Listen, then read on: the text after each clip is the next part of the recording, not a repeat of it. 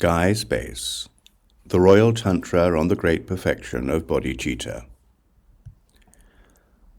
Or lack of understanding.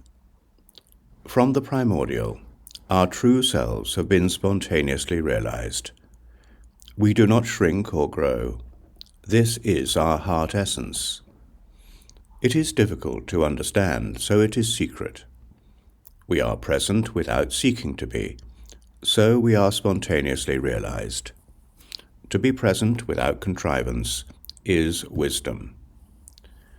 We do not cling to any visualization. This is the view of emptiness. This is not a dead thing.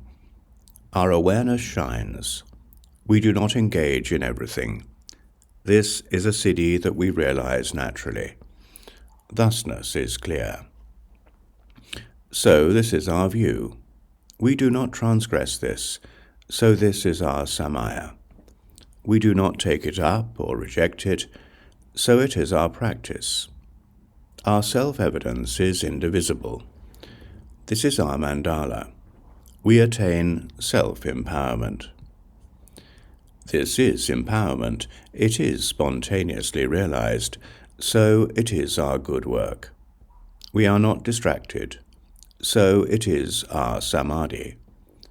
All of us are spontaneously realized, so who has anything that is good or bad? Who has anything to take up or to reject? In the blazing wisdom of the all-good, ideas that cling to duality are pathways of deviation. Our ends are spontaneously realized without any contemplations. Who has anything to take up or to reject? We have no conception of failure or of fear. The essence of our reward will arise by itself. We are empty of any conception of hope or of fear.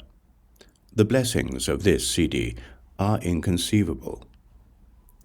Our reward is a spontaneously realized precious jewel.